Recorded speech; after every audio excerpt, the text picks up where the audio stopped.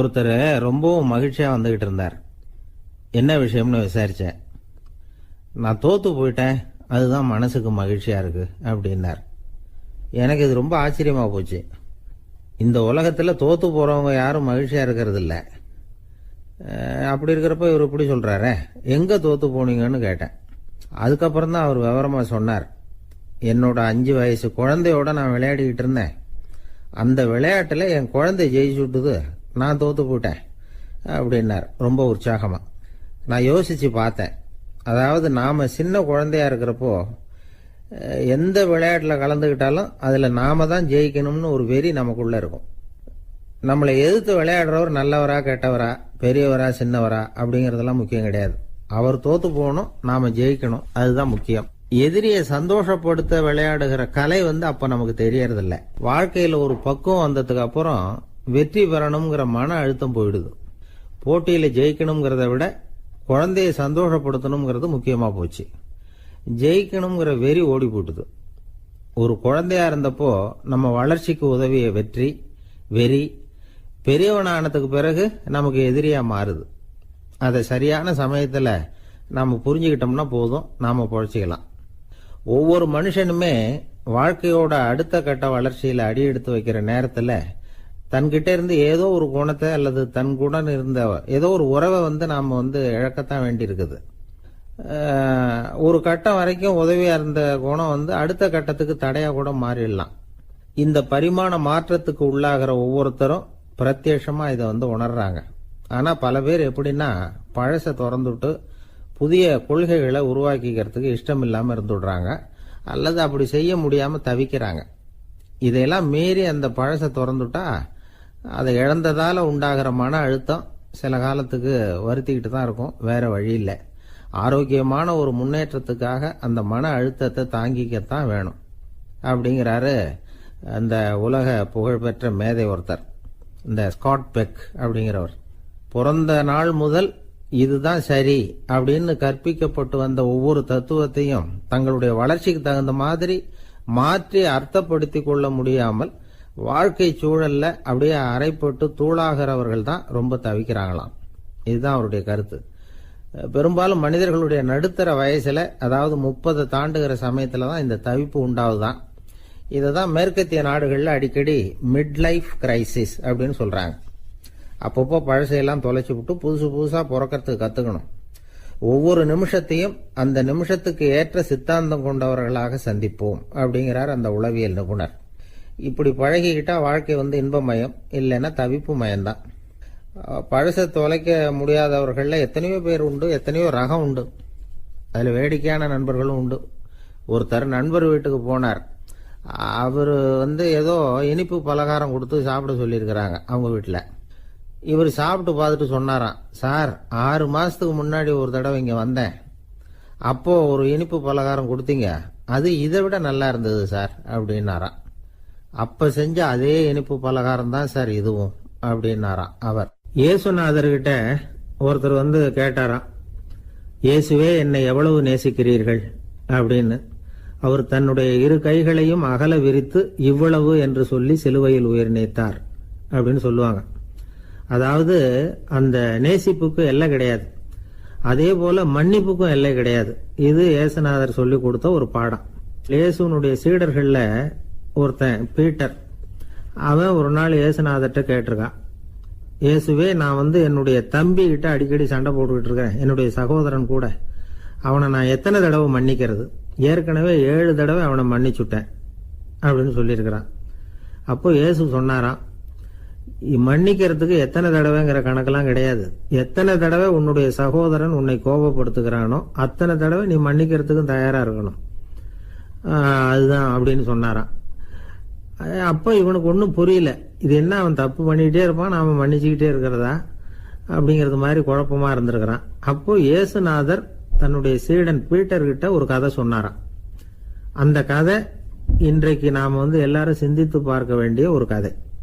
அதாவது மன்னிப்பை விரும்புகிறவர்கள் மன்னிக்கவும் தயாராக இருக்க வேண்டும் அப்படிங்கிறது தான் அந்த கதையினுடைய தத்துவம். அந்த இயேசுநாதர் சொன்ன கதை என்னன்னா, ஒரு மன்னர் இருந்தார். அவர் ஒரு நாள் அரண்மனையில் உட்கார்ந்து கணக்கு வழக்குகள்லாம் பார்த்துக்கிட்டு இருந்தார். நம்ம அரண்மனையிலேருந்து யார் யார் அரசாங்க கடன் வாங்கியிருக்கிறாங்க, யார் யார் திருப்பி செலுத்தி இருக்கிறாங்க அப்படிங்கிற விவரத்தையெல்லாம் பார்த்துக்கிட்டு இருந்தார். அப்போதான் புரிஞ்சுது, அந்த அரண்மனையில் வேலை செய்கிற ஒருத்தனே அரசாங்க கடன் ஒரு வாங்கியிருக்கிறான். எவ்வளவு? 10,000 பொற்காசுகள் வாங்கியிருக்கான் கடன். இந்த 10,000 பொற்காசுகளை திருப்பி செலுத்தலை அரசாங்கத்துக்கு. இது மன்னர் கவனத்துக்கு வந்தது.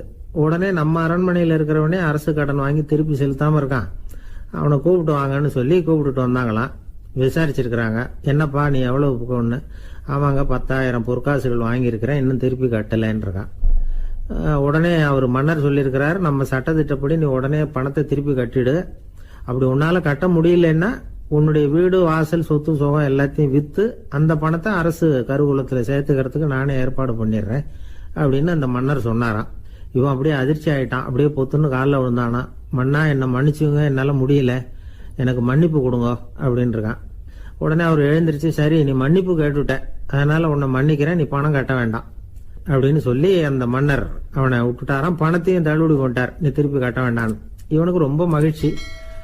அதனால ரொம்ப உல்லாசமா வந்துகிட்டு இருக்கிறான். தெருவில் வந்துகிட்டு இருக்கிறப்ப இவங்கிட்ட கடன் வாங்கின ஒருத்தன் எதுக்கு வந்துகிட்டு இருக்கான். அவன் இவங்கிட்ட ஒரு 100 பொற்காசுகள் கடன் வாங்கியிருக்கான்.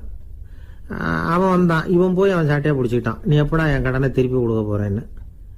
அவன் இப்போ முடியல, கொஞ்சம் பொறுத்துக்கா, அப்புறம் தரேன் இருக்கான். அதெல்லாம் முடியாது, நீ கொடுத்துதான் ஆகணும் அப்படின்னு இவன் புடிவமா சொல்றான். இப்ப நிலைமையை பாருங்க, இவன் ஏற்கனவே இவன் 10,000 பொற்காசுகள் அரசாங்கத்துல கடன் வாங்கினா அதுக்கு மன்னிச்சு விட்டுட்டார் இவனை. ஆனா இவன் இன்னொருத்தனை மன்னிக்கிறதுக்கு தயாரா இல்ல. இவங்கிட்ட கடன் வாங்கின இன்னொருத்தன் 10 பொற்காசுகள், அவனை மன்னிக்க தயாரா இல்லை. அவனை கொண்டு போய் நீதிமன்றத்துல கொண்டு போய் நிறுத்தி தண்டனை வாங்கி கொடுத்துட்டான். நீதிபதி என்ன சொன்னாரு, அந்த இவன் வாங்கின பொற்காசுகளை திருப்பி கட்டுற வரைக்கும் ஜெயிலில் இருக்கணுங்கிறது தீர்ப்பு. ஆனா உடனே அரசர் காதுல வந்து விழுந்தது.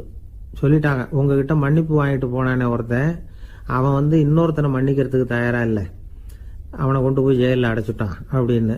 உடனே மன்னர் பார்த்தார், இவனை மறுபடியும் கூப்பிட்டு வர சொன்னார். ஜபாரப்பா, நான் உன்னை மன்னிச்சு விட்டேன், ஆனா நீ இன்னொருத்தனை மன்னிக்கிறதுக்கு தயாரா இல்லை, அதனால என்னுடைய தீர்ப்பையும் மாத்துறேன், நீயும் அரசு கடன் தீர்ற வரைக்கும் ஜெயிலில் தான் இருக்கணும் அப்படின்னு சொல்லி ஜெயிலுக்கு அனுப்பிச்சுட்டாராம். இப்படி ஒரு கதையை இயேசுநாதர் தன்னுடைய சீடருக்கு சொன்னதாக ஒரு வரலாறு. அது என்ன, அதுல இருந்து நாம புரிந்து கொள்ள வேண்டியதுன்னா, நாம மன்னிக்கப்படணும்னு நாம விரும்புறோம்னா நாம இன்னொருத்தரை மன்னிக்கிறதுக்கு தயாரா இருக்கணும். அதனால நாம இன்னொருத்தரை யாரையும் மன்னிக்க மாட்டோம், ஆனா என்ன இன்னொருத்தர் மன்னிக்கணும் அப்படிங்கிறது மாதிரி செய்யக்கூடாதுன்னு சொல்லுவாங்க. அது மாதிரி நாம இப்ப இது தப்பா புரிஞ்சுக்கிறவங்களும் இருக்கிறாங்க. பாவம் மன்னிப்புங்கிறதுலாம் எதுக்குன்னா, அதாவது மறுபடியும் பாவம் செய்யாம இருக்கிறதுக்காக தான். அதான் மன்னிக்கிறாரே அப்படிங்கிறதுக்காக மறுபடியும் பாவம் பண்ணிட்டு இருக்கிறது இல்லை. அதான் ஒருத்தர் கேட்டாராம், பாவத்திலிருந்து மன்னிப்பு கிடைக்கணும்னா நீ என்ன செய்யணும் அப்படின்னு கேட்டிருக்காரு.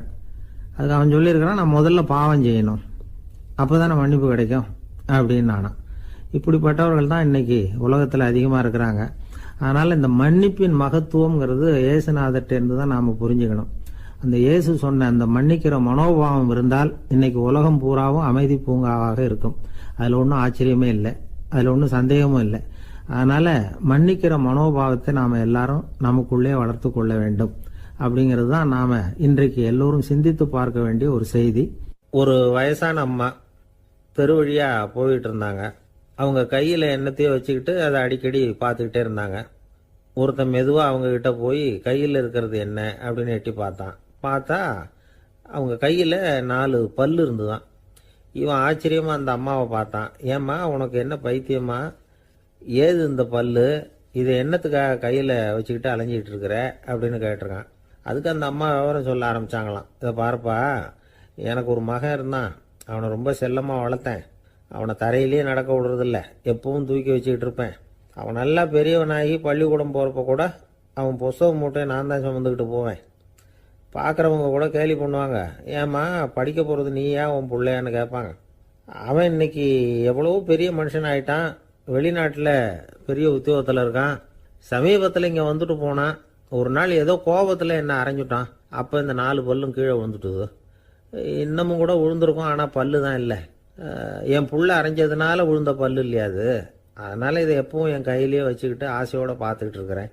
அவன் தான் வெளிநாட்டுக்கு போட்டான், அவனை பார்க்க முடியாத ஏக்கத்தை நான் இந்த பல்லை பார்த்து போக்கிக்கிறேன் அப்படின்னு நாங்களாம் அந்த அம்மா. இந்த கதை எதுக்காகன்னா தாய் அன்பு அப்படிங்கிறது எப்படிப்பட்டதுங்கிறத புரிஞ்சுக்கிறதுக்காக. கல்யாணம் ஆனதுக்கு அப்புறம் தாயை மறந்து விடுறவங்க எத்தனை பேர் இந்த உலகத்தில்? அவங்க காதில் வேணுங்கிறதுக்காக தான் இந்த தகவல். ஆனால் ஒரு விஷயம் மட்டும் நல்லா புரிஞ்சுக்கணும். தாயை மதிக்க தெரிஞ்சவங்க தான் இன்றைக்கி வாழ்க்கையில் எல்லா விதத்துலேயும் முன்னுக்கு வந்திருக்கிறாங்க. வேணும்னா விசாரித்து பார்த்துக்குங்க. இன்னொரு அம்மா இருந்தாங்க. அவங்க தினமும் ஒரு கோயிலுக்கு வருவாங்க. சாமியை பார்த்து, கடவுளே நான் இறந்து போனால் நரகத்துக்கு போகணும் அப்படின்னு வேண்டிக்குவாங்களாம். எல்லாரும் சொர்க்கத்துக்கு போகணும்னு தானே கடவுள்கிட்ட வேண்டிக்குவாங்க. இந்த அம்மா தினம் நான் நரகத்துக்கு போகணும் அப்படின்னு வேண்டிக்கிறாங்க. அங்கேருந்து அர்ச்சகருக்கு இது சந்தேகம். ஒரு நாள் அதை நேரடியாகவே அவங்கக்கிட்ட கேட்டுவிட்டார். அதுக்கு அந்த அம்மா பதில் சொன்னாங்களாம், ஐயா, எனக்கு கல்யாணம் ஆகி ரொம்ப நாள் வரைக்கும் குழந்தை பாக்கியம் இல்லாமல் இருந்தது. கோயில் குளம் எல்லாம் சுற்றி வந்தேன். ரொம்ப நாள் கழித்து ஒரு குழந்தை பிறந்தது, ஆண் குழந்தை. அவனை நான் ரொம்ப செல்லம் கொடுத்து வளர்த்தேன். அதோட விளைவு என்ன ஆச்சுன்னா, அவன் ரொம்ப மோசமாக ஆயிட்டான். கெட்ட பழக்க வழக்கம்லாம் கற்றுக்கிட்டான். அவன் இறந்து போனால் நிச்சயம் அவனுக்கு நரகம்தான் கிடைக்கும். அந்த அளவுக்கு கெட்டவன் அவன். அப்படிப்பட்ட காரியங்கள்லாம் பண்ணிகிட்ருக்கான், எனக்கு தெரியும். இவனுக்காக நரகத்தில் கூட யாரும் தயவு காட்ட மாட்டாங்க, தாட்சண்யம் காட்ட மாட்டாங்க. அதனால் இவனுக்கு முந்தி நான் இறந்து நரகத்துக்கு போயிட்டா அங்கே இவனை கவனிச்சிக்கலாமே, இவனுக்கு பணிவிடை செய்யலாமேன்னு பார்க்குறேன் அப்படின்னு நாங்களாம். அதனால தான் நான் நரகத்துக்கு போகணும்னு தினம் ஆண்டவனை வேண்டிகிட்டு இருக்கிறேன் அப்படின்னு கண்கலங்கி அந்த அம்மா சொன்னாங்களாம். அதுதான் தாய் உள்ளம்ங்கிறது. தாயின் பெருமையை சரியாக உணர்ந்துட்டா அவங்களுக்கு எப்பவும் எந்த கஷ்டமும் வராது. இது ஏதோ உபதேசத்துக்காக சொல்கிற வார்த்தை இல்லை, உண்மையான வார்த்தை. இந்த விவரத்தையெல்லாம் நண்பர் ஒருத்தர்கிட்ட சொல்லிகிட்டு இருந்தேன். அவர் கொஞ்ச நாள் கழித்து என்னை தேடி வந்தார். அவர் கையிலேயே 4 பல்லு வச்சுருந்தார். என்னங்க ஆச்சு, ஏதுங்க இந்த பல்லு அப்படின்னு விசாரித்தோம். உங்கள் உபதேசத்தை கேட்டுவிட்டு இந்த உலகத்தில் எல்லாரையும் தாயாக நினைக்க ஆரம்பிச்சிட்டேன். ஒரு அம்மாவை கடத்தரில் பார்த்து தாயேன்னு கூப்பிட்டேன். அவங்க உடனே பலார்னு என்னை அரைஞ்சிட்டாங்க. பல்லு விழுந்துட்டுது. அதை தான் பொறுக்கி எடுத்துக்கிட்டு நேராக உங்களை தேடி வந்துக்கிட்டு இருக்கிறேன்னார். தாயேன்னு தானே கூப்பிட்டீங்க, அதுக்கு ஏன் அரைஞ்சாங்க அப்படின்னு கேட்டோம். நான் தாயேன்னு கூப்பிட்டது அவங்க காதில் நாயேன்னு விழுந்துட்டு தான், அதுதான் இப்படி ஆயிட்டுது அப்படின்னார். ஊருக்கு வெளியில் அமைதியான ஒரு இடம், அங்கே ஒரு ஆசிரமம், அங்கே ஒரு சாமியார். அவர் தினமும் நல்ல போதனைகள்லாம் செய்வார். பல பேர் போய் அங்கேயே சில நாள் தங்கி இருந்து அவர் சொல்கிற அறிவுரைகளை எல்லாம் கேட்டுக்கிட்டு வர்றது வழக்கம். ஒரு தடவை அவரை பார்த்துட்டு போகிறதுக்காக 3 வெளியூர் தம்பதிகள் வந்தாங்களாம். அந்த மடத்திலேயே சாப்பிட்டுக்கிட்டு தங்கி இருந்து அவங்களுடைய போதனைகளை கேட்டுக்கிட்டு போகணுங்கிறது அவங்க நோக்கம். காலையில் குளிச்சுட்டு பூஜையில் உட்காந்தார் அந்த சுவாமி. இவங்களும் குளிச்சுட்டு அந்த பூஜையை பார்க்கறதுக்காக அவர் முன்னாடி உட்காந்தாங்க. பூஜை ஆரம்பமாச்சு. சம்பிரதாயப்படி அது ரொம்ப நேரம் நடந்துக்கிட்டே இருக்குது. இவங்களுக்கு நல்ல பசி இருந்தாலும் இந்த நேரத்தில் அதை எப்படி வெளியில் காட்டிக்கிறது? பேசாமல் இருந்தாங்க. அந்த சுவாமி பூஜையை முடித்தார். அதுக்கப்புறம் பேச ஆரம்பித்தார். பேச்சு அருமையாக தான் இருந்தது, அமிர்தமாக தான் இருந்தது. இருந்தாலும் இவங்களுக்கு இருக்கிற வயிற்று பசி அது சரியாக கவனிக்க விடலை. அந்த சுவாமியே இதை கவனிச்சதா தெரியல. இவங்களுக்கு மனசுக்குள்ள ஒரு எண்ணம், உள்ளே சாப்பாடு தயாராகிட்டு இருக்கும் போல இருக்கு, இந்த பேச்சு முடிஞ்சது நம்மளை உள்ளே அழைச்சிட்டு போய் சாப்பாடு போடுவாங்கன்னு நினைக்கிறோம் அப்படின்னு இவங்களாம் நினச்சிக்கிட்டாங்க. ஆனால் சுவாமி இதை பற்றி எதுவுமே பேசலை, கண்டுக்கலை. ஒரு அம்மாவால் அதுக்கு மேலே சும்மா இருக்க முடியுமா? முடியல. சாப்பாட்டை கவனிக்கலாமா அப்படின்னு சொல்லி மெதுவாக ஆரம்பித்தாங்க. கவனிக்கலாமே அப்படின்னு உள்ளே அழைச்சிட்டு போனார் சுவாமி. இவங்க ரொம்ப அவசரமாக எழுந்திருச்சு உள்ளே ஓடினாங்க. அங்கே ஒரு மேஜை மேலே ஒரு கிண்ணம் மூடி இருந்தது. இதுதான் சாப்பாட்டு மேஜை போல இருக்கு, இங்கே சாப்பாடு வந்துடும் அப்படின்னு நினச்சாங்க. உடனே போய் சுற்றி உட்காந்துக்கிட்டாங்க. சுவாமி அந்த கிண்ணத்தை எடுத்து அந்த அம்மா கிட்ட கொடுத்தார். அவங்க அதை வாங்கி மூடியை திறந்து பார்க்குறாங்க. உள்ளே ஒரு சாவி இருக்குது. சரிதான், இது சமையலறை சாவி போல இருக்கு. அங்கே போய் அதை திறந்து சாப்பாட்டை நாமே எடுத்துக்கிட்டு இங்கே வச்சுக்கிட்டு சாப்பிடணும் போல இருக்கு அப்படின்னு நினச்சாங்க. சாவி இருக்கு இல்லையா, வாங்க பூட்டின அறையை காட்டுறேன் அப்படின்னு சுவாமி அவங்கள அழைச்சிட்டு போனார், காட்டினார். இவங்க அந்த அறையை ரொம்ப ஆவலோடு திறந்தாங்க. உள்ளே பார்த்தா அங்கே அரிசி, பருப்பு, விதவிதமான காய்கறி எல்லாம் இருக்குது. சமையலுக்கு வேண்டிய மிளகாய், எண்ணெய், பால், தயிர், நெய் இப்படி எல்லாமே இருக்குது. அடுப்பு, விறகு, நெருப்பு போட்டி அது கூட அங்கே இருக்குது. சாப்பாடு தயாராக இருக்கும்னு நினச்சிக்கிட்டு போனால் இப்படி இருக்குதே அப்படின்னு சொல்லி அதை பார்த்ததும் ரொம்ப சோர்ந்து போட்டாங்க அவங்க. சுவாமி, என்ன இது சாப்பாடு இல்லையா அப்படின்னாங்க. அதுதான் சாப்பாட்டுக்கு வேண்டிய எல்லாம் இங்கே இருக்குதே. அடுப்பு மூட்டி நீங்கள் தான் அவங்கவுங்க ருசிக்கு தகுந்த மாதிரி சமைச்சிக்கணும். இந்த சன்னியாசிக்கு எப்படி சமைக்க தெரியும் அப்படின்னு கேட்டார் சுவாமி. சாப்பாடு தயாராக இருக்கும்னு நாங்கள் எதிர்பார்த்தோம் அப்படின்னாங்க. நீங்கள் இப்படி சொல்லுவீங்கன்னு நானும் எதிர்பார்த்தேன். இது வரைக்கும் நான் எவ்வளவோ தத்துவம்லாம் எடுத்து சொன்னேன். எல்லாத்தையும் விட இதுதான் அனுபவபூர்வமான தத்துவம். ஆண்டவன் நமக்கு நல்ல மனசை கொடுத்துருக்கிறான், நல்ல வாய்ப்புகளையும் தந்திருக்கிறான், அதையெல்லாம் பயன்படுத்திக்கக்கூடிய மூளையையும் சிந்தனையையும் கொடுத்துருக்குறான். அதனால் அடுப்பை தான் நீங்கள் மூட்டணும், அடுப்பை நீங்கள் தான் மூட்டணும், உங்களுக்கு உகந்ததை நீங்கள் தான் சமைச்சு ருசித்து அனுபவிக்கணும். ஆண்டவனே அதை செஞ்சுக்கிட்டு இருக்க மாட்டான் அப்படின்னாராம் அந்த சுவாமி. நம்முடைய வாழ்க்கையில் பல நல்ல பலன்களை பெறறதுக்கு நாம தான் முயற்சி பண்ணணும். அதுக்குரிய சூழ்நிலையைத்தான் ஆண்டவன் கொடுப்பானே தவிர அதை விளக்கறதுக்காக தான் அந்த சுவாமி அப்படி செஞ்சு காட்டியிருக்கிறார். இது ஒரு பெரியவர் இப்படி ஒரு விளக்கம் கொடுத்தார். அதுக்கப்புறம் அந்த 3 தம்பதிகளும் தெளிவடைஞ்சுட்டாங்களாம். நாம் தெளிவடைகிறது எப்போங்கிறது தான் தெரியல அப்படின்னு பல பேர் இதை கேட்டுட்டு சொல்லிட்டு இருக்கிறாங்க. இந்த கதையை நம்முடைய நண்பர் ஒருத்தர்கிட்ட சொன்னேன். அந்த நண்பர் ரொம்ப சந்தோஷப்பட்டார். நீங்கள் சொல்கிறது கரெக்டு சார், ஆனால் நான் அதை விட ஒரு படி மேலே சார்.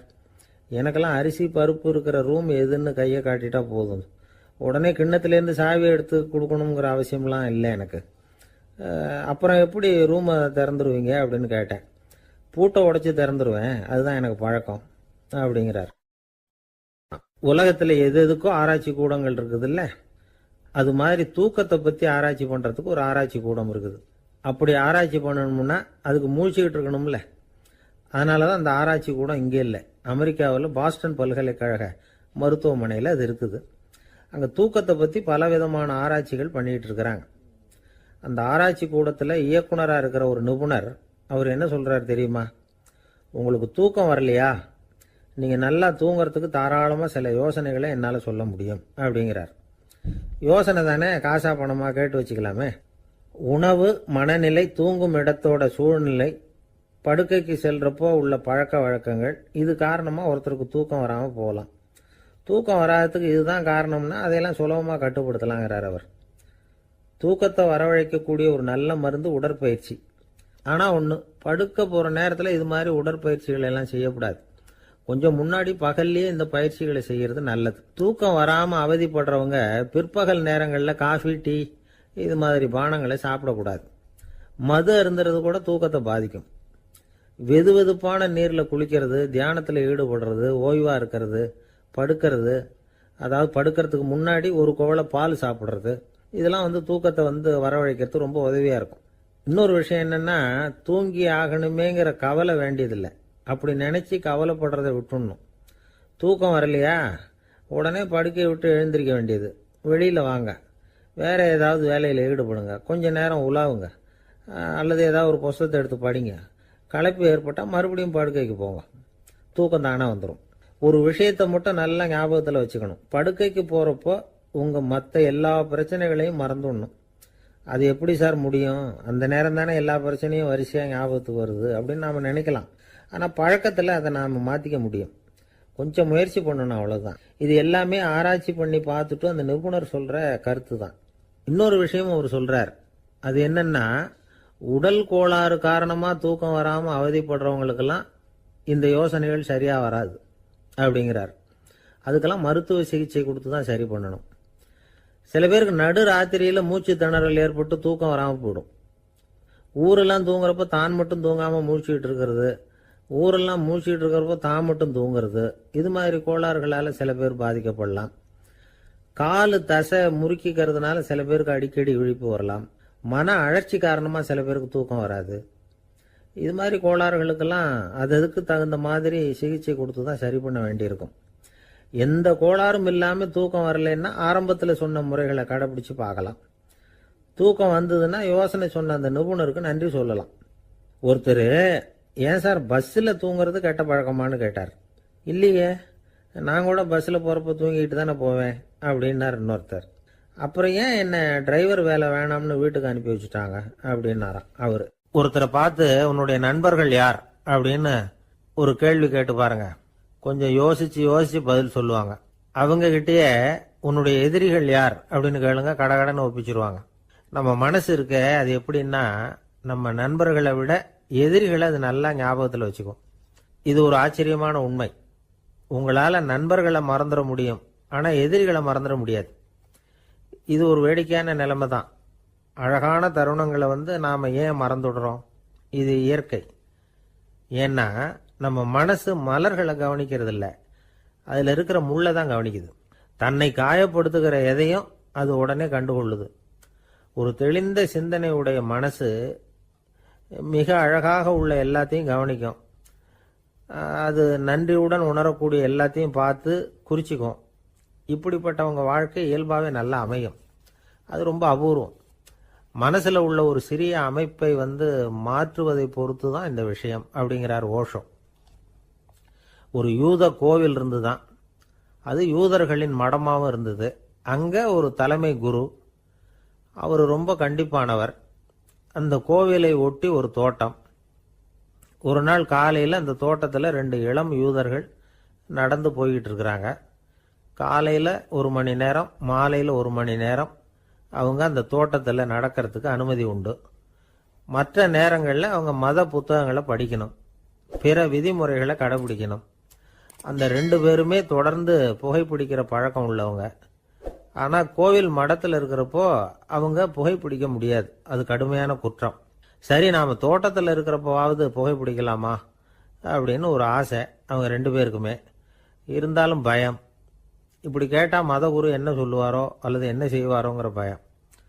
இப்படியே கொஞ்ச நாள் ஆச்சு. ஒரு நாள் இந்த 2 பேரில் ஒருத்தன் ரொம்ப கலங்கி போய் அந்த கோவிலிருந்து வெளியில் வந்துக்கிட்டு இருந்தான். வந்தவன் நேராக தோட்டத்து பக்கம் போனான். அங்கே இன்னொருத்தன் ஆனந்தமாக புகை பிடிச்சிக்கிட்டு இருக்கிறான். அதை பார்த்து தான் இவனுக்கு அதிர்ச்சி. அட கடவுளே, என்ன இது, நீ கேட்காமலே ஆரம்பிச்சிட்டியா அப்படின்னா. இல்லை இல்லை, நான் கேட்டுவிட்டு தான் ஆரம்பிச்சிருக்கேன்னா அவன். அப்படியா, என்ன மனுஷன் இவர், நானும் தான் கேட்டேன், என்ன கண்ணாபுண்ணான்னு திட்டிவிட்டார். இது என்ன கோவிலா இல்லை நரகமா? உனக்கு புகை பிடிக்கணும்னு ஆசையாக இருந்தால் நரகத்துக்கு போகணும்னு சொல்லிவிட்டார். அது சரி, உன்னை மட்டும் எப்படி அனுமதிச்சார் அப்படின்னு கேட்டான் இவன். அவன் சிரிச்சுக்கிட்டே, நீ எப்படி கேட்ட சொல்லு அப்படின்னா. நாம் இந்த தோட்டத்துக்கு வர அனுமதிக்கப்பட்டிருக்கிறதே ஜபத்துக்காகத்தானே, அதனால் நான் ஜபம் சொல்லும் பொழுது புகை பிடிக்கலாமா அப்படின்னு கேட்டேன். அதுக்கு தான் அவர் சத்தம் போட்டு என்னை அடிக்கவே வந்துட்டார் அப்படின்னா இவன். நீ ஒரு மாதிரியாக கேட்டிருக்க, நான் வேற மாதிரியாக கேட்டிருக்கிறேன். ஜபம் சொல்லும்போது புகை பிடிக்கலாமான்னு நீ கேட்டிருக்க. ஐயா, புகை பிடிக்கும் பொழுது ஜபிக்கலாமா அப்படின்னு நான் கேட்டேன். அதில் தப்பு ஒன்றும் இல்லை அப்படின்னு பதில் சொல்லிட்டார் அப்படின்னா. ஒரு சிறிய மாற்றம்தான் அது மிகப்பெரிய மாறுதலை ஏற்படுத்தி விட்டது. மனசு நல்ல விதமாக சிந்திக்க ஆரம்பிச்சுட்டுதுன்னா மகிழ்ச்சிக்கு பஞ்சம் இல்லை. ஒரு கஞ்சன் ஆற்றுல விழுந்துட்டான். வெள்ளத்தில் தத்தளிச்சுக்கிட்டு இருக்கிறான்.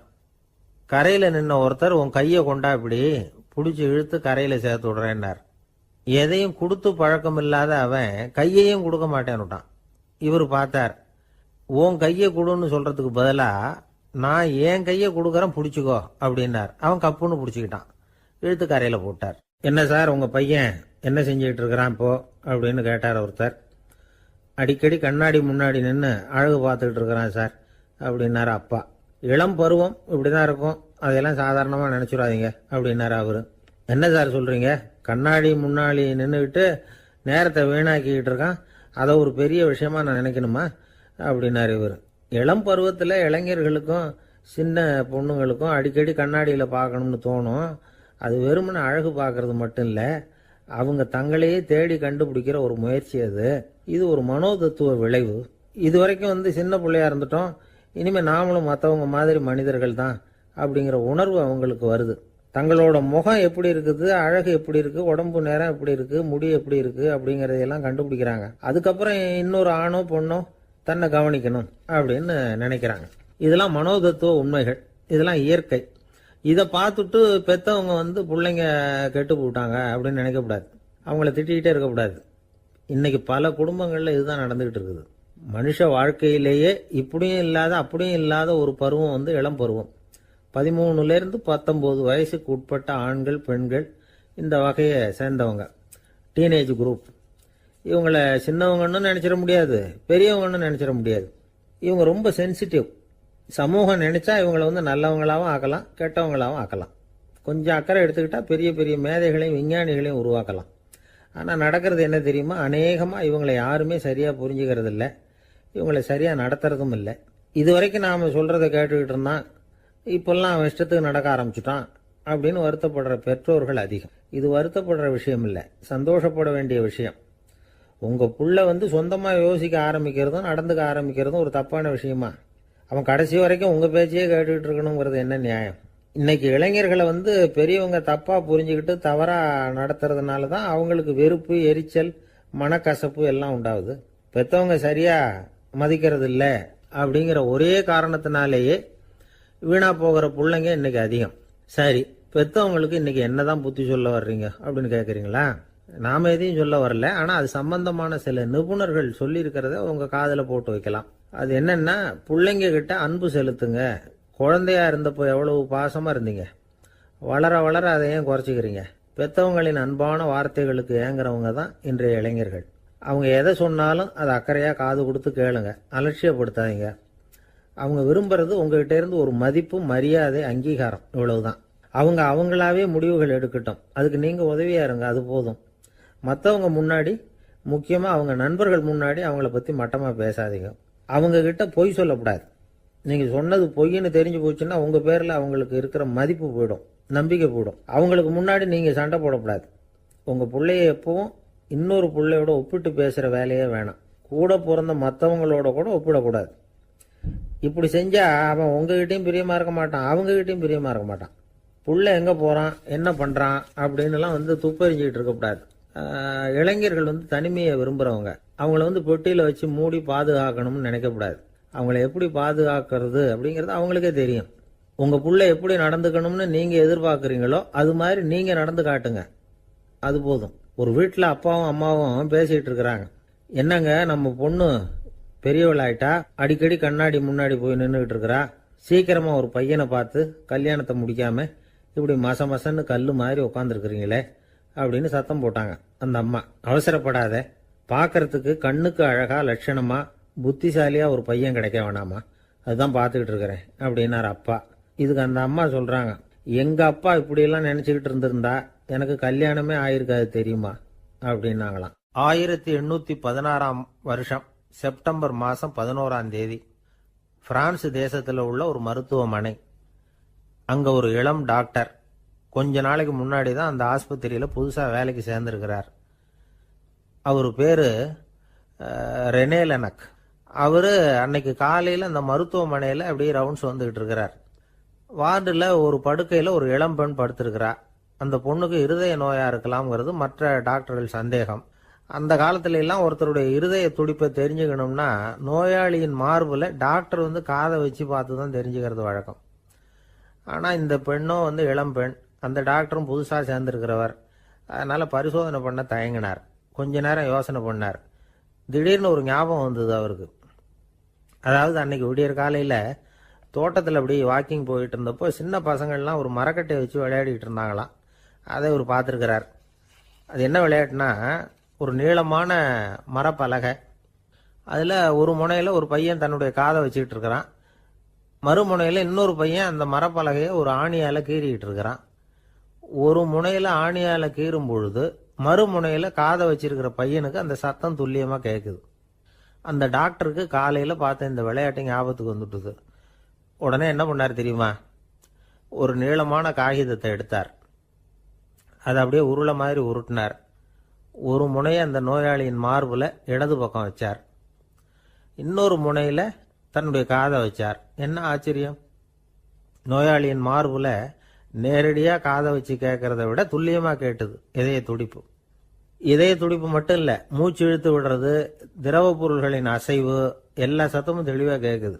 கிரேக்க மொழியில் ஸ்டெத்தாஸ் அப்படின்னா மார்பு, ஸ்கோப்பின் அப்படின்னா பார்ப்பதுன்னு அர்த்தம். அதனால டாக்டர் ரெனே லெனக் தான் கண்டுபிடிச்ச கருவிக்கு ஸ்டெத்தஸ்கோப் அப்படின்னு பேர் வச்சார். அவரே முதல் மாடலையும் செஞ்சார். அளவு ரொம்ப பெருசாக இருந்தது, சுலபமாக எடுத்துகிட்டு போகிறது கஷ்டம், அது அவ்வளோ கஷ்டமாக இருந்தது அது. அதனால் அவரே அதை அப்புறம் 2 பிரிவாக தயார் பண்ணார். இது 2 துண்டையும் டாக்டர் தன்னோட கோட்டு பாக்கெட்டில் வச்சுக்கலாம், தேவைப்படுறப்ப எடுத்து ஒன்றா சேர்த்துக்கலாம். இப்படி தான் அவர் ஆரம்பத்தில் பண்ணார். தன்னுடைய இந்த கண்டுபிடிப்பை பற்றி அவர் ஒரு புத்தகம் எழுதினார். நிறைய விற்றுது, புகழும் பணமும் சேர்ந்தது. பணமும் புகழும் சேர்ந்தது மாதிரியே அவருக்கு ஒரு நோயும் சேர்ந்தது. அது என்ன நோயின்னு கண்டுபிடிக்கிறதுக்கும் அவர் கண்டுபிடிச்ச கருவி தான் உபயோகப்பட்டு தான். அவரே அதை கண்டுபிடிச்சார். அவருக்கு வந்திருந்தது காச நோய். 1826 வருஷம் ஆகஸ்ட் மாதம் 13ஆம் தேதி உலகத்தின் முதல் ஸ்டெதஸ்கோப்பை கண்டுபிடிச்ச டாக்டர் ரெனே லெனக் காலமானார். அவர் சாகிறதுக்கு முன்னாடி மரத்தால் செஞ்சு வச்சிருந்த ஸ்டெதஸ்கோப்பை தனக்கு வேண்டியப்பட்ட ஒரு டாக்டர்கிட்ட கொடுத்து, என்னுடைய சொத்துக்கள்லேயே ரொம்ப வசந்தது அப்படின்னு சொன்னாராம். அதுக்கப்புறம் 3 வெள்ளைக்காரங்க சேர்ந்து இந்த கருவியில் சில மாற்றங்களை பண்ணாங்க. ஆனால் 1829 லண்டனில் டாக்டர் நிக்கோலஸுங்கிறவர் ஒரு காதால் இதய துடிப்பை கேட்கறத விட டாக்டர் 2 காதாலையும் கேட்கறது தான் சரியா இருக்கும் அப்படின்னு ஒரு கருத்தை வெளியிட்டார். அதுக்கப்புறம் ரொம்ப காலம் கழிச்சு 1852 ஜார்ஜ் காமான் அப்படிங்கிறவர் ரப்பர் டியூப்களை உபயோகப்படுத்தி 2 காதாலையும் கேட்கற மாதிரி ஒரு புதிய வடிவத்தை அதுக்கு கொடுத்தார். அதுக்கு பிறகு அது படிப்படியா எவ்வளவோ மாற்றங்கள் இருந்தாலும் ஆரம்பத்தில் டாக்டர் ரெனே லெனக் உருவாக்கின அடிப்படை மாடலை யாரும் மாற்றி அமைக்கலைங்கிறது தான் முக்கியமான விஷயம். நமக்கு தெரிஞ்ச ஒரு ஆஸ்பத்திரி, அதில் ஒரு நோயாளி, காலை நேரத்தில் நர்ஸு அந்த பக்கமாக போயிட்டு இருந்தாங்க. அதை பார்த்துட்டு ஒரு நர்ஸுன்னு கத்துறார். நர்ஸு அவசரமாக ஓடி வந்து என்ன விஷயம்னு கேட்டாங்க. சிஸ்டர், இங்கே பாருங்க, உங்கள் டாக்டரை என் நெஞ்சில் ஒரு காதை வச்சு கேட்டுக்கிட்டு இருக்கிறார் அப்படின்னார் நோயாளி. சிஸ்டர் பதட்டப்படாம, அதனால என்ன, இந்த டாக்டர் பழமையான விஷயங்கள்ல ரொம்ப நம்பிக்கை உள்ளவர், அதனால ஸ்டெதாஸ்கோப்பை உபயோகப்படுத்தாம காதை வச்சு கேட்கிறார், அது ஒன்றும் தப்பு இல்லை அப்படின்னாங்களாம். ஐயோ, அதுக்காக இல்லை சிஸ்டர், இவர் என் நெஞ்சு மேல தலையை வச்சது நேற்று ராத்திரி 9 மணி, இப்போ விடிஞ்சு போச்சு, இன்னமும் தலையை எடுக்கவே இல்லை, அதுக்காக தான் சந்தேகப்பட்டு உங்களை கூப்பிடுறேன் அப்படின்னாராம். அரேபிய நாடு, அங்க ஒரு ஆட்சி தலைவர், அரேபிய நாட்டு ஆட்சி பொறுப்பை ஏத்துக்கிட்டவர். அவர் வந்து ஆட்சி பொறுப்பை ஏத்துக்கிட்ட பிறகு ஒரு நாள் ஒரு தெருவில் நடந்து போய்கிட்டு இருந்தார். அவர் தோளில் ஒரு பெரிய துணி மூட்டை, அதை சுமந்துக்கிட்டு கடத்தெருவை நோக்கி அவர் போய்கிட்டு இருக்கிறார். வழியில் அவரை சந்திச்சார் உமர். அவர் கேட்டார், கலீஃபா அவர்களே, எங்க புறப்பட்டுட்டீங்க அப்படின்னு கேட்டார். கலீஃபான்னா ஆட்சி தலைவர்னு அர்த்தம். இதுக்கு அவர் சொன்னார், நான் வந்து துணி வணிகம் செய்யறவன், அதனால துணி வியாபாரம் செய்யறதுக்காக போயிட்டு இருக்கிறேன்னார். நீங்க இப்போ இந்த நாட்டுக்கு ஆட்சி தலைவர், ஆட்சி பொறுப்புல இருக்கிறீங்க, நீங்க வியாபாரம் செய்ய போட்டா அரசு பணிகளை செய்யறது யாரு அப்படின்னு கேட்டார் அவர். நான் அரசு பணிகளை மட்டுமே செஞ்சுக்கிட்டு இருந்தா என் குடும்பத்தை காப்பாத்துறது யாரு அப்படின்னு கேட்டார் அவர். இப்படி கேட்டவர் யார் தெரியுமா? அவர் தான் அபூபக்கர், இறை தூதர் முகமது அவர்களுக்கு பிறகு கலீஃபாவாக தேர்ந்தெடுக்கப்பட்டவர். அப்போலாம் ஆட்சி தலைவர்களுக்கு சம்பளம்னு எதுவும் கிடையாது. இந்த பிரச்சனையை எப்படி தீர்க்கிறதுன்னு யோசனை பண்ணார் உமர். அபு உபைதா அவர்கள்கிட்ட அழைச்சிட்டு போனார். அவர் யாருன்னா, அவர் தான் பொது நிதி கருவூலத்தின் பொறுப்பாளர். அவர்கிட்ட பிரச்சனையை சொன்னார். இது மாதிரி ஆட்சி தலைவருக்கு பொது நிதியிலிருந்து ஊதியம் அளிக்க முடியுமான்னு கேட்டார். பொது நிதி விதிகளின்படி அதுக்கு சாத்தியம் இல்லைன்னு சொல்லிவிட்டாரு அவரு. சரி, வேற ஏதாவது வழி இருக்குதான்னு கேட்டார் உமர். அபு உபைதா கொஞ்சம் யோசனை பண்ணி பார்த்தார். அப்புறமா சொன்னார், மக்காவிலிருந்து மதீனாவுக்கு குடிபெயர்ந்து வந்த அகதிகளுக்கு நிதி உதவி அளிக்கிறதுக்கு விதிகள்ல இடம் இருக்கு. அப்படி பார்த்தா அபூபக்கரும் அகதி தானே, அதனால எல்லா அகதிகளுக்கும் கொடுக்கறது மாதிரியே அவருக்கும் ஒரு தொகை அளிக்கலாம்னார். கலீஃபா அபூபக்கருக்கு இந்த அகதி உதவி தொகையைத்தான் கொடுத்துட்டு வந்தாங்களாம். குடும்ப செலவுக்கு அது போதுமானதா இல்ல. இருந்தாலும் கலீஃபாங்கிறதுக்காக மற்ற அகதிகளை விட அதிகமா தொகையை பெற அவர் விரும்பல. மார்பு பக்கம் கிழிஞ்சிருந்த ஒரு மேலாடையை தான் அவர் அணிஞ்சிருந்தார். அவருடைய துணைவியார் அஸ்மா, அவங்க ஒரு நாள் தேன் அருந்த ஆசையா இருக்குன்னாங்களாம். நமக்கு கிடைக்கிற ஊதியம் குடும்ப செலவுக்கே போதுமானதா இல்லையே, இந்த நிலையில தேன் வாங்கறதுக்கு காசுக்கு நான் எங்க போவேன் இருக்காரு அவரு. கொஞ்ச நாள் கழிச்சு அவங்க ஒரு தொகையை அவர்கிட்ட கொடுத்து தேன் வாங்கிட்டு வர சொன்னாங்களாம். இவருக்கு ஆச்சரியம், ஏது இந்த பணம்னு கேட்டிருக்காரு. நீங்க தினமும் குடும்ப செலவுக்காக கொடுத்துக்கிட்டு வந்த பணத்துல கொஞ்சம் கொஞ்சமா மிச்சப்படுத்தி வச்சேன்னாங்களாம். அபூபக்கர் அந்த பணத்தை எடுத்துக்கிட்டு நேரா பொது நிதி கருவூல பொறுப்பாளர்கிட்ட போனார். இந்த பணத்தை பொது நிதியில சேர்த்துருங்க, இது அதிகப்படியா எனக்கு தரப்பட்டு வந்த ஊதியம், அடுத்த மாசத்துல இருந்து இந்த தொகையை குறைச்சிங்கன்னு வேற சொல்லிவிட்டாராம். பசியை தணிக்க தேவையான அளவு உணவு, ஒரு ஜோடி உடை, இதை தவிர கூடுதலா மக்கள் பொது நிதியிலிருந்து வாங்கிக்கிறதுக்கு என் குடும்பத்தாருக்கு உரிமை இல்லை அப்படின்னு சொல்லி கண்டிப்பா சொல்லிவிட்டாராம். அவர் வாங்கிட்டு வந்த இந்த குறைந்த ஊதியம் கூட அவர் மனசை உறுத்திக்கிட்டே இருந்தது. கடைசி நேரம் அவர் தம்முடைய மகள் ஆயிஷா அவர்கள் அழைச்சார். மகளே, இதுவரைக்கும் பொது நிதியிலிருந்து நான் வாங்கிட்டு வந்த தொகை என்னுடைய இதயத்துல பாரமா அழுத்திக்கிட்டு இருக்கு, என் தோட்டத்தை விற்று அதில் வர்ற பணத்திலிருந்து நான் இதுவரைக்கும் வாங்கிட்டு வந்த ஊதிய தொகையை கணக்கு போட்டு பொது நிதியில் சேர்த்து விடு அப்படின்னாராம். பதவி ஏற்கிறதுக்கு முன்னாடி தன்கிட்ட இருந்ததை விட இப்போ கூடுதலாக என்ன சொத்து இருக்குன்னு பார்த்துருக்கார். ஒரு ஒட்டகம், ஒரு கோப்பை, ஒரு பணியாள். இதையும் அடுத்தபடியா கலீஃபாவா வர்றவர்கிட்ட ஒப்படைச்சிருங்க அப்படின்னு விட்டாராம். அதே மாதிரி அடுத்து வந்த உமர்கிட்ட ஒப்படைச்சாங்க. அப்போ உமர் சொன்னாராம், அபூபக்கரே, இந்த முன்மாதிரியால உங்களுக்கு பிறகு இந்த ஆட்சி பொறுப்பை ஏற்கிறவர்களை பெரும் நெருக்கடிக்கு ஆளாகி விட்டீங்க அப்படின்னு சொல்லி ரொம்ப கண் கலங்கினாராம். கடைசியா அபூபக்கர் தன்னுடைய குடும்பத்தாருக்கு விட்டு சென்ற சொத்து ஒரு படுக்கை விரிப்பு, ஒரு போர்வை, அவ்வளவுதான். இது சிந்திக்க வேண்டிய ஒரு செய்தி. ஒரு ஊர்ல ஒரு மன்னர் இருந்தாராம். அமைச்சர் அவர்கிட்ட சொன்னாராம், மன்னா, நம்ம ராஜ்யத்துல இனிமே லஞ்ச ஊழலே இருக்காதுன்னாராம். ஆஹா, அப்படின்னா ஊழல் பேர் வழிகளை எல்லாம் நாடு கடத்தியாச்சா அப்படின்னு கேட்டிருக்காரு மன்னர். இதுக்கு அவரு, அப்படி இல்லைங்க, இனிமே கொடுக்கறதுக்கு ஜனங்கள் கிட்ட பணமே இல்லை அப்படின்னாராம். இந்த உலகத்துல எல்லாருக்கும் மகிழ்ச்சி தரக்கூடிய ஒரு பொருள் எது? இது ஒரு முக்கியமான கேள்வி. இந்த கேள்விக்கு பொருத்தமான ஒரு பதிலை உங்களால சொல்ல முடியுமா?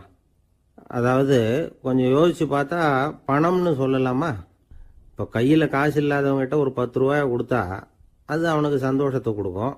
ஏற்கனவே வருமான வரி பிரச்சனையில் சிக்கி இருக்கிறவர்கிட்ட இன்னும் கொஞ்சம் பணம் இந்தாங்கன்னு சொல்லி கொடுத்தோம்னா அது அவருக்கு சங்கடத்தை தான் கொடுக்கும்.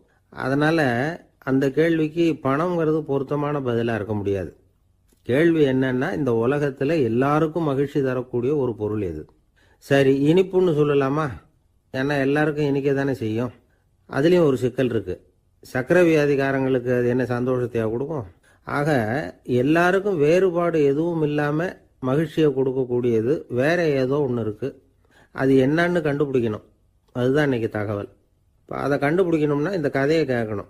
அது என்ன கதைன்னா, ஒரு ஊரில் ஒரு ராஜா இருந்தார். அவருக்கும் இதே சந்தேகம் வந்துட்டுது. அதாவது எல்லாருக்கும் இன்பம் தரக்கூடிய பொருள் எது அப்படின்னு. இதுக்கு பதில் தெரிஞ்சுக்கிறதுக்கு ஆசைப்பட்டார். சரி, அதுக்கு என்ன செய்யலாம்னு யோசனை பண்ணார். நாட்டு மக்களுக்கு பகிரங்கமாக ஒரு அறிவிப்பு கொடுத்தார். நம்ம நாட்டு மக்கள் இன்பம் தரக்கூடிய பொருள் எதுன்னு நினைக்கிறாங்களோ அதை கொண்டுகிட்டு அரண்மனையில் உள்ள கண்காட்சி மண்டபத்தில் வைக்கலாம். அப்படி அவங்க வைக்கிற பொருள்களில் எது எல்லாருக்கும் இன்பம் தரக்கூடியதாக இருக்குமோ அதை வச்சவருக்கு 1000 பொற்காசுகள் பரிசு அப்படின்னு அறிவிப்பு கொடுத்துட்டார். ஜனங்கள் இந்த அறிவிப்பை கேட்டாங்க. அதுக்கப்புறம் சும்மா இருப்பாங்களா? 1000 பொற்காசுன்னா சும்மாவா? அவங்க கையில் என்னென்ன கிடைச்சதோ அதையெல்லாம் கொண்டாந்து அரண்மனை காட்சி மண்டபத்தில் வச்சுட்டாங்க. அதுக்கப்புறமா ராஜா அங்கே வந்தார். ஒவ்வொன்றா பார்த்துக்கிட்டே வந்தார். முதல்ல ஒரு குயில் இருந்தது, இனிமையாக பாடக்கூடிய குயில். இந்த குயிலோட இன்னிசை எல்லாருக்கும் இன்பம் தரக்கூடியது தான். இருந்தாலும் காது கேட்காதவங்களுக்கு இந்த இசை எப்படி இன்பம் தர முடியும்? அதனால இது சரியில்லைன்னு விட்டார். அடுத்தபடியாக போனார். அங்கே என்ன வச்சிருக்கிறாங்கன்னு பார்த்தார். பார்த்தா ஒரு அழகான மயில் அங்கே தோகை விரித்து ஆடிக்கிட்டு இருக்குது. இந்த மயிலோட ஆட்டம் மனசுக்கு இன்பம் தரக்கூடியது தான். இருந்தாலும் பார்வை இல்லாதவங்க இந்த ஆட்டத்தை பார்த்து ரசிக்க முடியுமா? முடியாது. அதனால இதுவும் சரியில்லை அப்படின்னு சொல்லிவிட்டார். அதுக்கு அடுத்தபடியாக போனார். பல வகையான இனிப்பு பண்டங்களை வச்சுருந்தாங்க. பார்த்தார், வயசானவங்களுக்கும் நோயாளிகளுக்கும் இது இன்பம் தராது, துன்பம் தான் கொடுக்கும் அப்படின்னார். இப்படி ஒவ்வொன்றா பார்த்துக்கிட்டே போகிறார். அழகான மலர்கள், கனிகள், ஓவியங்கள் எதுவுமே பொருத்தமாக தெரியல. சகல பேருக்கும் இன்பம் தரக்கூடிய வகையில் எதுவும் இல்லை. கடைசியாக வந்தார். அங்கே ஒரு களிமண் பொம்மை இருந்தது. அது என்ன பொம்மை தெரியுமா? பசியால் வாடி இருக்கிற ஒருத்தருக்கு ஒரு அம்மா இனிமையாக பேசிக்கிட்டு சோறு போடுறது மாதிரி அந்த பொம்மையை செஞ்சுருந்தாங்க. அதுக்கு கீழே அன்பு அப்படின்னு எழுதியிருந்ததுதான். ராஜா பளிச்சுன்னு ஒரு முடிவுக்கு வந்தார். அந்த பொம்மையை செஞ்ச சிற்பியை வரவழைச்சார், பரிசு கொடுத்தார். அன்பு ஒன்று தான் எல்லாருக்கும் இன்பம் அளிக்கக்கூடிய பொருள். காது கேட்காதவங்களும் அதை கேட்க முடியும், பார்வை இல்லாதவங்களும் அதை பார்க்க முடியும், குழந்தைகளும் அதை உணர முடியும் அப்படின்னு அதுக்கு விளக்கம் கொடுத்தார் அந்த மன்னர். இந்த உலகத்தில் எல்லாருக்கும் மகிழ்ச்சி தரக்கூடிய ஒரு பொருள் அன்பு தான். அதை புரிஞ்சுக்கிட்டு தான் சில கணவன்மார்கள் மனைவி பேரில் ரொம்ப அன்பை காட்டிக்கிறது வழக்கம். ஒரு வீட்டு வாசப்படி பக்கமாக மழைக்கு ஒதுங்கினார் ஒருத்தர். மழை தூரிக்கிட்டு இருந்தது, இருட்டு நேரம். அந்த வீட்டில் இருந்தவர், இன்னைக்கு ராத்திரி வேணும்னா இங்கேயே தங்கிட்டு காலையில் போங்க அப்படின்னார். உடனே இவர் சொன்னார், ரொம்ப நன்றிங்க, ஒரு 10 நிமிஷத்தில் இதை வந்துடுறேன் அப்படின்னு சொல்லிவிட்டு எங்கேயோ ஓடினார். 10 நிமிஷம் கழித்து திரும்பி வந்தார். ஆமாம், எங்கே போயிட்டு வந்தீங்கன்னு கேட்டார் வீட்டில் இருந்தவர். நேராக எங்கள் வீட்டுக்கு போய் மனைவி கிட்ட இன்னைக்கு ராத்திரி இங்கேயே தங்கிக்கிறேன்னு சொல்லிவிட்டு வந்துட்டேன் அப்படின்னார் அவர். அன்புல இது ஒரு ரகம். ஆசைப்படுறதுல தப்பு இல்லை, ஆனால் அந்த ஆசை தேவைக்கு தகுந்த மாதிரி இருக்கணும்.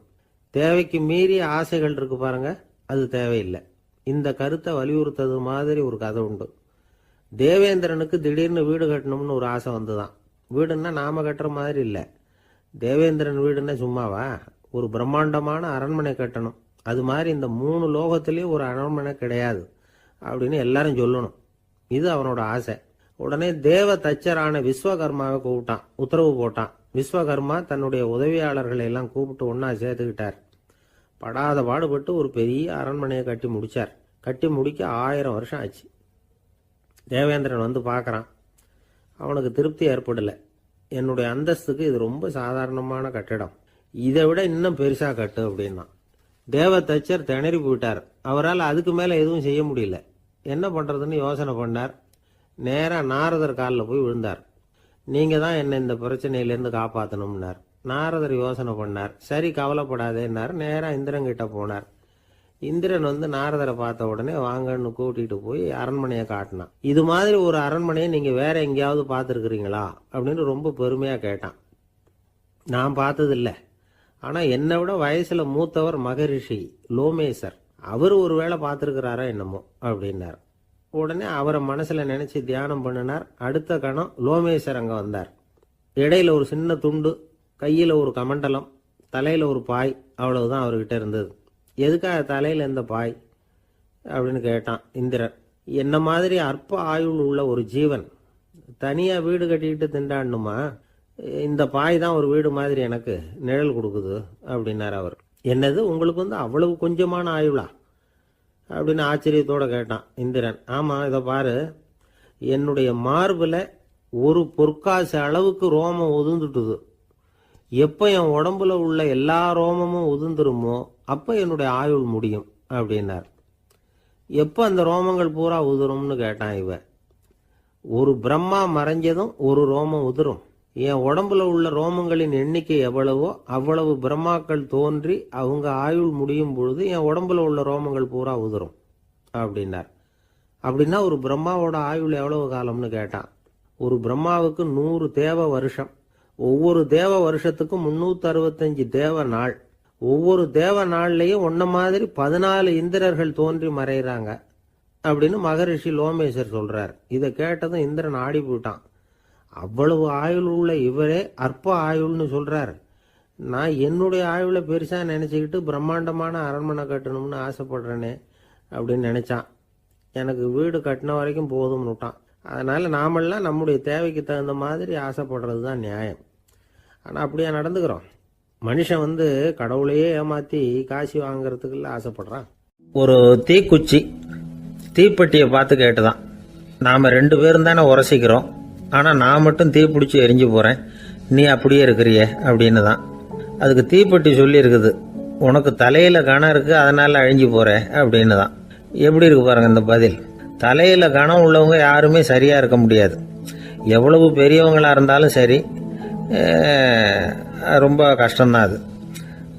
கர்வம்ங்கிறது கூடவே கூடாது. இதை விளக்கறதுக்கு மகான் ஒருத்தர் ஒரு சம்பவத்தை சொல்றார். அர்ஜுனன் வந்து தீர்த்த யாத்திரை பண்ணானா.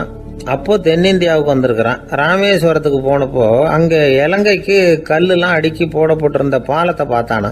ஒரு சின்ன குரங்கு அதுக்கு பக்கத்துல விளையாடிட்டு இருந்திருக்கு. அதை பார்த்துட்டு அர்ஜுனன் சிரிச்சிருக்கான். ஏன் சிரிக்கிறேன்னு கேட்டிருக்கு அந்த குரங்கு. ராமன் மிகச்சிறந்த வில் வீரன். அப்படி இருக்கிறப்போ அவன் வந்து இலங்கைக்கு அம்புகளாலேயே ஒரு பாலம் கட்டியிருக்கலாம். அதை விட்டுட்டு போயும் உன்ன மாதிரி குரங்குகளை துணையா வச்சுக்கிட்டு இப்படி ஒரு கருங்கல் பாலத்தை கட்டியிருக்கிறானே அப்படின்னு நானா. அம்புகளால பாலம் கட்ட முடியுமா அப்படின்னு கேட்டுதான் குரங்கு.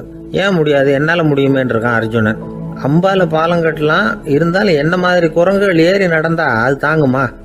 அதனாலதான் ராமர் வந்து கருங்கல் பாலமே கட்டினார் அப்படின்றது குரங்கு சொல்லிச்சான். அப்படியே சொல்ற, நான் வேணும்னா இப்ப அம்புகளாலேயே ஒரு பாலத்தை கட்டுறேன், நீ அது மேல ஏறி நடந்து பார். பாலம் விழுந்துட்டுதுன்னா நான் தீ மூட்டி அதுல குதிச்சு உயிர் தியாகம் பண்ணி விடுறேன் அப்படின்னு நான் ரொம்ப கோபமா. உடனே அந்த சின்ன குரங்கு பெரிய உருவம் எடுத்துட்டுதான். கையில் கதையோட அர்ஜுனன் முன்னாடி நிற்கிறான் அனுமன்.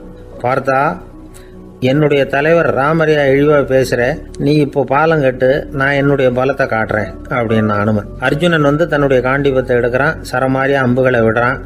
அதெல்லாம் ஒன்னோட ஒன்று கோத்துக்கிட்டு அப்படியே பாலம் மாதிரி நிற்கிது. அர்ஜுனன் தலை நிமிர்ந்து நின்னான். அனுமன் உயர கிளம்பி அங்கேருந்து பாலத்தில் பொத்துன்னு இறங்கினான். பாலம் அப்படியே நொறுங்கி போச்சு தூள் தூளா. என்ன அர்ஜுனா, இப்போ என்ன செய்ய போற அப்படின்னா ஏளனமா. அர்ஜுனன் தலையை தொங்க போட்டுக்கிட்டான். சொன்னபடி தீ மூட்டி அதில் குதிக்கிறதுக்காக 3 தடவை சுற்றி வந்தான். அப்போ கிருஷ்ணர் அங்கே வந்தார். என்ன அர்ஜுனா, என்ன நடக்குது, என்ன இது அப்படின்னு ஒன்றும் தெரியாத மாதிரி கேட்டார். அர்ஜுனன் வாயை திறக்கிறதுக்கு முன்னாடி அனுமன் வாயை திறந்தான், நடந்ததை சொன்னான். அர்ஜுனன் சவால் விட்டபடி உயிர் திறந்தே ஆகணும்னு அனுமன். கிருஷ்ணர் யோசனை பண்ணார். நல்லது, இந்த சவால் விட்டதுக்கும் நடந்ததுக்கும் யார் சாட்சி? பெரியவர் ஒருத்தரை சாட்சியாக வச்சுக்கிட்டல்லவா நீங்கள் இந்த போட்டியை நடத்தியிருக்கணும் அப்படின்னார். அதனால் என்ன, இப்போ மறுபடியும் அந்த போட்டியை நடத்திவிட்டா போச்சு, என்னால் அந்த அம்பு பாலத்தை நொறுக்க முடியாதா அப்படின்னா அனுமன். சரி, இப்போ மறுபடியும் அது நடக்கட்டும்னார் கிருஷ்ணர். அர்ஜுனன் அம்பு பாலம் அமைச்சான். அனுமன் ஏறி குதிச்சான். பாலம் அசைஞ்சு கொடுக்கவே இல்லை, அவ்வளோ உறுதியாக இருக்கு. இப்போ அனுமன் தலையை குனிஞ்சுக்கிட்டான். அர்ஜுனன் நன்றியோட நிமிர்ந்து பார்த்தான். கிருஷ்ணருடைய தோள்கள்லேயும் முதுகள்லேயும் ரத்தம். என்ன சுவாமி, என்ன நடந்ததுன்னு நான் பதறி போய், உன் அம்பு பாலத்தை நான் தான் முட்டு கொடுத்து தாங்கிட்டு இருந்தேன். அனுமன் குதிச்சப்போ என் மேலே ஏற்பட்ட காயங்கள் இவை. பின்ன உன்னுடைய அம்பு பாலத்தினாலேயா பாலம் நின்னுதுன்னு நினைக்கிற அப்படின்னாராம். முதல்ல அர்ஜுனன், அப்புறம் அனுமன் 2 பேருக்குமே கர்வ பங்கம் ஆயிட்டு தான். அதாவது அவங்க கிட்ட இருந்த கர்வம் போயிட்டுது. யாரா இருந்தாலும் கர்வம் கூடாதுங்கிறத இதுல இருந்து நாம புரிஞ்சுக்கணும். இந்த காலத்துல நாமெல்லாம் எந்த விஷயத்துக்கெல்லாம் கர்வப்பட்டு இருக்கோம் தெரியுமா? 2 பெண்கள் தங்களுடைய கணவன்மார்களை பத்தி ரொம்ப பெருமையா பேசிக்கிட்டாங்களாம். அதுல ஒரு அம்மா சொல்லியிருக்கு, என் வீட்டுக்காரர்கிட்ட எந்த சப்ஜெக்ட் கொடுத்தாலும் சரி அந்த விஷயத்தை பத்தி அழகா 1 மணி நேரம் பேசுவார் அப்படின்னாங்களாம். உடனே இன்னொரு அம்மா, அது என்ன பிரமாதம், என் வீட்டுக்காரருக்கு சப்ஜெக்டே தேவையில்லை, விஷயமே இல்லாம நாள் பூரா பேசிக்கிட்டு இருப்பார் அப்படின்னாங்களாம். ஆசைப்படுறதுல தப்பு இல்லை, ஆனா அந்த ஆசை தேவைக்கு தகுந்த மாதிரி இருக்கணும். தேவைக்கு மீறிய ஆசைகள் இருக்கு பாருங்க, அது தேவையில்லை. இந்த கருத்தை வலியுறுத்தது மாதிரி ஒரு கதை உண்டு. தேவேந்திரனுக்கு திடீர்னு வீடு கட்டணும்னு ஒரு ஆசை வந்துதான். வீடுன்னா நாம கட்டுற மாதிரி இல்லை. தேவேந்திரன் வீடுன்னா சும்மாவா, ஒரு பிரம்மாண்டமான அரண்மனை கட்டணும். அது மாதிரி இந்த 3 லோகத்திலயும் ஒரு அரண்மனை கிடையாது அப்படின்னு எல்லாரும் சொல்லணும். இது அவனோட ஆசை. உடனே தேவ தச்சரான விஸ்வகர்மாவை கூப்பிட்டான், உத்தரவு போட்டான். விஸ்வகர்மா தன்னுடைய உதவியாளர்களை எல்லாம் கூப்பிட்டு ஒன்னா சேர்த்துக்கிட்டார். படாத பாடுபட்டு ஒரு பெரிய அரண்மனையை கட்டி முடிச்சார். கட்டி முடிக்க 1000 வருஷம் ஆச்சு. தேவேந்திரன் பார்க்கறான். அவனுக்கு திருப்தி ஏற்படல. என்னுடைய அந்தஸ்துக்கு இது ரொம்ப சாதாரணமான கட்டிடம், இதை விட இன்னும் பெருசா கட்டு அப்படின்னா. தேவ தச்சர் திணறி போயிட்டார். அவரால் அதுக்கு மேல எதுவும் செய்ய முடியல. என்ன பண்றதுன்னு யோசனை பண்ணார். நேரா நாரதர் காலில் போய் விழுந்தார். நீங்க தான் என்ன இந்த பிரச்சனையிலேருந்து காப்பாற்றணும்னார். நாரதர் யோசனை பண்ணார். சரி, கவலைப்படாதேன்னார். நேரா இந்திரன் கிட்ட போனார். இந்திரன் நாரதரை பார்த்த உடனே வாங்கன்னு கூட்டிட்டு போய் அரண்மனையை காட்டினான். இது மாதிரி ஒரு அரண்மனையை நீங்க வேற எங்கேயாவது பார்த்துருக்கிறீங்களா அப்படின்னு ரொம்ப பெருமையா கேட்டான். நான் பார்த்ததில்ல, ஆனா என்னை விட வயசுல மூத்தவர் மகரிஷி லோமேசர், அவர் ஒருவேளை பார்த்திருக்கிறாரா என்னமோ அப்படின்னார். உடனே அவரை மனசுல நினைச்சு தியானம் பண்ணினார். அடுத்த கணம் லோமேசர் அங்க வந்தார். இடையில ஒரு சின்ன துண்டு, கையில ஒரு கமண்டலம், தலையில ஒரு பாய், அவ்வளவுதான் அவர்கிட்ட இருந்தது. எதுக்காக தலையில இந்த பாய் அப்படின்னு கேட்டான் இந்திரன். என்ன மாதிரி அற்ப ஆயுள் உள்ள ஒரு ஜீவன் தனியா வீடு கட்டிக்கிட்டு திண்டாடணுமா? இந்த பாய் தான் ஒரு வீடு மாதிரி எனக்கு நிழல் கொடுக்குது அப்படின்னார் அவர். என்னது, உங்களுக்கு அவ்வளவு கொஞ்சமான ஆயுளா அப்படின்னு ஆச்சரியத்தோட கேட்டான் இந்திரன். ஆமா, இதை பாரு, என்னுடைய மார்புல ஒரு பொற்காசு அளவுக்கு ரோமம் உதிர்ந்துட்டுது. எப்ப என் உடம்புல உள்ள எல்லா ரோமமும் உதிர்ந்துருமோ அப்ப என்னுடைய ஆயுள் முடியும் அப்படின்னார். எப்ப அந்த ரோமங்கள் பூரா உதிரும்னு கேட்டான் இவன். ஒரு பிரம்மா மறைஞ்சதும் ஒரு ரோமம் உதிரும். என் உடம்புல உள்ள ரோமங்களின் எண்ணிக்கை எவ்வளவோ அவ்வளவு பிரம்மாக்கள் தோன்றி அவங்க ஆயுள் முடியும் பொழுது என் உடம்புல உள்ள ரோமங்கள் பூரா உதிரும் அப்படின்னார். அப்படின்னா ஒரு பிரம்மாவோட ஆயுள் எவ்வளவு காலம்னு கேட்டான். ஒரு பிரம்மாவுக்கு 100 தேவ வருஷம். ஒவ்வொரு தேவ வருஷத்துக்கும் 365 தேவ நாள். ஒவ்வொரு தேவ நாள்லயும் உன்ன மாதிரி 14 இந்திரர்கள் தோன்றி மறைகிறாங்க அப்படின்னு மகரிஷி லோமேசர் சொல்றார். இதை கேட்டதும் இந்திரன் ஆடி போட்டான். அவ்வளவு ஆயுள் உள்ள இவரே அற்ப ஆயுள்னு சொல்றார். நான் என்னுடைய ஆயுளை பெருசா நினைச்சுக்கிட்டு பிரம்மாண்டமான அரண்மனை கட்டணும்னு ஆசைப்படுறேனே அப்படின்னு நினைச்சான். எனக்கு வீடு கட்டின வரைக்கும் போதும்னு விட்டான். அதனால நாமெல்லாம் நம்முடைய தேவைக்கு தகுந்த மாதிரி ஆசைப்படுறது தான் நியாயம். ஆனா அப்படியே நடந்துக்கிறோம். மனுஷன் கடவுளையே ஏமாத்தி காசி வாங்கறதுக்குள்ள ஆசைப்படுறான். ஒருத்தன் கடவுளை நினைச்சு தவம் இருந்தான். கடவுள் நேரில் வந்தார். தேவலோகத்துல ரூபாய்க்கெல்லாம் என்ன மதிப்புன்னு கேட்டான். அங்கெல்லாம் ரூபாய்ங்கிறது உங்க பணத்துல 1 கோடி ரூபாய்க்கு சமம். அதாவது தேவலோகத்துல 1 ரூபான்னா இங்க 1 கோடி ரூபா.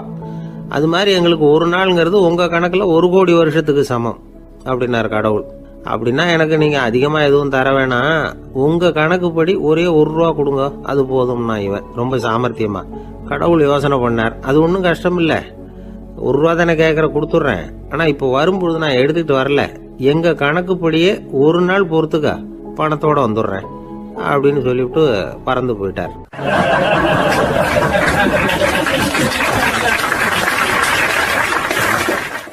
ஒருத்தர் மனசுல நிம்மதி இல்லாம உட்கார்ந்திருந்தார். என்ன சார் விஷயம் அப்படின்னு விசாரிச்சேன். அகலக்கால் வச்சுட்டேன், அதுதான் அவதிப்படுறேன்னார். விவரமா சொல்லுங்கன்னு. வீடு கட்டணும்னு ஆரம்பிச்சேன், வேலை பாதியிலேயே நிக்குது, கையில பணம் இல்லை அப்படின்னார். இது மாதிரி ஆசாமிகள் பல பேரை நீங்க பார்த்துருக்கலாம். இவங்கெல்லாம் சுலபமா மன அழுத்தத்துக்கு ஆளாயிடுறாங்க. மன உளைச்சல், அதாவது ஸ்ட்ரெஸ் அப்படின்னு சொல்றோமே, அதுக்கு அடிப்படையான சில காரணங்கள் உண்டு. அதாவது மிகையாக திட்டமிடுதல் அப்படிங்கறதும் ஒரு முக்கியமான காரணம். நடைமுறை சாத்தியம் என்னங்கிறத மனசுல வச்சுக்கிட்டு எந்த திட்டத்தையும் தீட்டணும், அப்பதான் அது சரியா வரும். 2வது காரணம் என்ன தெரியுமா? ஒரே நேரத்தில் பல்வேறு செயல்களில் ஈடுபடுறது. தொலைபேசியில் பேசிக்கிட்டே கையில் இருக்கிற கடிதத்தை படிச்சுக்கிட்டே எதிரில் உட்காந்துக்கிட்டு இருக்கிறவருக்கும் அப்பப்போ பதில் சொல்லிக்கிட்டு மனசில் பல்வேறு சிந்தனைகளை அப்படியே ஓட விட்டுக்கிட்டு இருக்கிறது, இதுவும் மன அழுத்தத்தை உண்டாக்குது. 3வது காரணம், எதிலேயும் வெற்றி மட்டும் எதிர்பார்க்கிற ஒருதலைப்பட்சமான ஆர்வம். நாம தொட்டதெல்லாம் வெற்றியாவே முடியணும் அப்படின்னு எதிர்பார்க்கறவங்க ஏதாவது ஒண்ணுல தோல்வியை கண்டா தோண்டு போயிடுறாங்க. எப்படியும் முடியலாம்ங்கிற எண்ணம் ஏற்கனவே நமக்குள்ள இருந்துட்டுதுன்னா அந்த அவஸ்தை வராது. அதனால அதுவும் நம்ம வளர்த்து கொள்ள வேண்டிய ஒரு குணம். மன உளைச்சல் ஏற்படுறதுக்கு இன்னொரு காரணம், எதையும் வேகமா செஞ்சுடணும் அப்படிங்கிற துடிப்பு. அந்த துடிப்பே மனசை அழுத்த ஆரம்பிச்சிடும். எந்த ஒரு காரியத்திலையும் தாமதமோ இடையூறோ ஏற்பட்டா அதை பொறுத்துக்கிற மனப்போக்கம் வேணும். அது இல்லாதவங்க அழுத்தத்துக்கு ஆளாயிடுறாங்க. சில பேர் வேலைன்னு எந்த நேரம் பார்த்தாலும் வேலையே கதின்னு கிடப்பாங்க. பொழுதுபோக்குக்கோ உடற்பயிற்சிக்கோ குடும்பத்தில் உள்ளவங்க அல்லது நண்பர்கள் கூட கலந்துரையாடவோ கொஞ்சம் கூட நேரம் ஒதுக்க மாட்டாங்க. இந்த சுபாவம் மன அழுத்தத்தை உண்டு பண்ணும். இதையெல்லாம் புரிஞ்சுக்கிட்டு அதிலிருந்து விடுபடுறது எப்படின்னு யோசிக்கணும். வல்லுநர்கள் இது தொடர்பாக சில யோசனைகளை சொல்லி வச்சிருக்கிறாங்க. அது என்னன்னா, வாழ்க்கைங்கிறது பிரச்சனைகளால பின்னப்பட்ட ஒன்று. அது எப்பவுமே முடிவடையாத ஒரு தொடர்கதை அப்படிங்கிறத முதல்ல நாம புரிஞ்சுக்கணும். ஒரே நேரத்தில் ஒரு காரியத்தில் மட்டுமே நாம கவனம் செலுத்தணும். அடுத்தவங்க காரியத்தில் தலையிடக்கூடாது. எதையும் பேச ஆரம்பிக்கிறதுக்கு முன்னாடி நம்மை நாமே கேட்டுக்க வேண்டிய கேள்வி 2. 1, நான் சொல்ல போறது ரொம்ப முக்கியமானதா? 2வது, நான் சொல்றத அவங்க கேட்கறதுக்கு ஆசைப்படுறாங்களா? நான் பேசுறதுக்கு அது சரியான நேரம் தானா? இதை யோசிச்சு பார்த்ததுக்கு அப்புறம் எதையும் பேச ஆரம்பிக்கணும். முடிஞ்ச அளவுக்கு வளைந்து போகிற சுபாவத்தை வளர்த்துக்கணும். நம்ம நேரம் விலை மதிப்பு இல்லாதது, அதை வீணாக்கக்கூடாது. சிரிக்க தெரியலனாலும் பரவாயில்ல, முகத்தில் கொஞ்சம் புன்முறுவலாவது காட்டணும். இதெல்லாம் ரொம்ப முக்கியம். அடுத்தவங்க ஏதாவது செஞ்சா உடனே நன்றி சொல்ல மறக்கப்படாது. தினமும் கொஞ்சம் நேரத்தை தனிமையில் செலவு பண்ணணும். மன உளைச்சல்ல இருந்து விடுபடுறதுக்கு 3 முக்கிய வழிகள் சொல்றாங்க. அதை சுருக்கமாக ரெட் அப்படின்னு சொல்றாங்க. RED ஆங்கில எழுத்துல. அந்த முதல் எழுத்து R, அது என்னன்னா ரிலாக்ஸேஷன், அதாவது இடை ஓய்வு. 2வது E எக்ஸர்சைஸ், உடற்பயிற்சி. 3வது டயட், திட்டமிட்ட உணவு முறை. அதனால தியானம்